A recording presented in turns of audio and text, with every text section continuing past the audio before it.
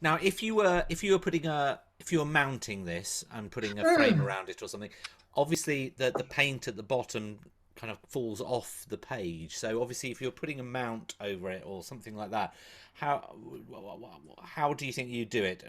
I think it lend No, itself to maybe a square one, wouldn't it? yeah, oh yes. I mean, it was designed with square in mind. Mm.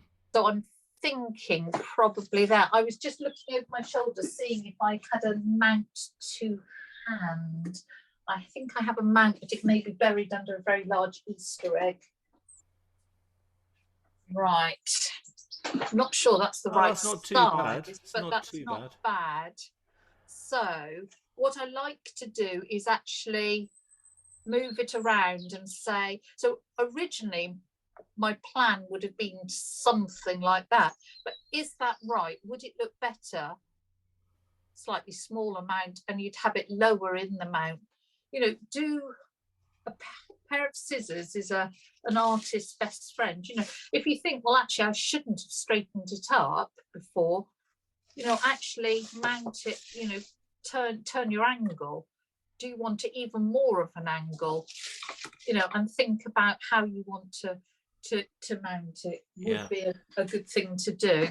yeah. No, that's a good tip. So yes, yeah, I mean that mount is a bit too big to, but it just gives you an idea. And again, the mount can be really useful for just focusing your eye in, and you get rid of the distractions around it. But I'm thinking, I wonder whether I actually put it on too much of an angle. So if I actually slightly straightened it, whether that might be better. Question mark. Yeah, because interestingly, that's all part of the art, actually, how you display it. And I think that Oh, I totally. wasn't aware. I'd not. I guess I'd never really thought, because obviously the live stream that I did from the gallery a few hours ago now, it was the first one that I'd done, and I wasn't aware that artists supplied their art framed in the way that they wanted to for this particular gallery anyway, and maybe it Oh, depends. absolutely. Yeah. And obviously there was some very elaborate frames involved, kind of rusting iron metal, contraptions, really quite, because the artist really felt that that was the thing that would bring up out their art in a certain way. And I guess Yeah, that is all part and parcel of it, isn't it? it is.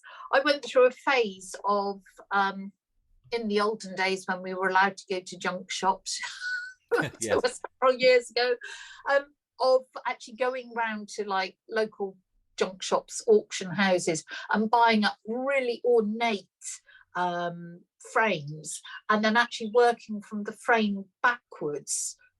So what does the frame, what image would work in this Oh, frame, and okay. actually working from the frame backwards, and doing that, and I really enjoyed it. It was just a, rather than thinking, oh, I like this, this picture needs a really plain frame or a dark frame or whatever, I Yeah. actually sort of worked the other way around for a time. But to say, I've run out of my Did it stash. sometimes dictate which colours, what your palette was for that particular Oh, painting? totally. But Yeah.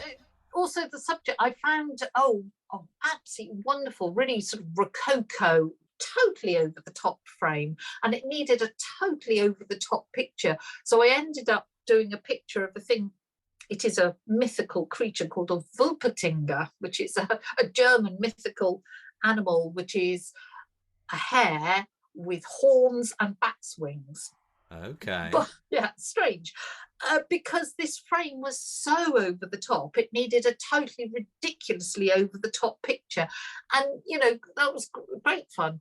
I enjoyed it anyway. So someone That, bought no, it. So I can see the logic behind it, and I think that is actually, I wouldn't quite know where to start with the frame, thinking, oh, it's going to be that particular subject for that frame matter, but I can understand it if it's a zany frame and doing something quite mythological or something, to match yeah, that. I mean that worked for me, but I mean framing is such a skill. Perhaps Mm. that's something you get a good framer on to Shopkeep Party at some point, because um, the difference. You go into a framing shop and they've obviously got the little corners of mounts and the frames, and you think, oh, you might go in thinking, oh, I'll just get a plainish whitish mount with a plainish and a wood frame.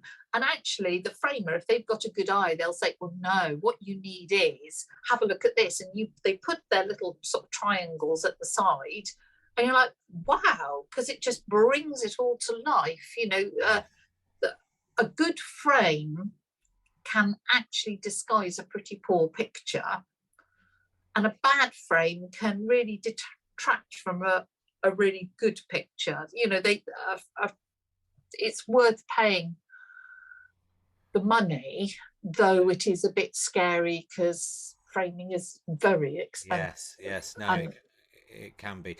I've had a couple of comments. So Cherry said, great idea, learning about framing and mounting would be great. Victoria said a workshop on framing and mounts would be very interesting. oh, So there we go.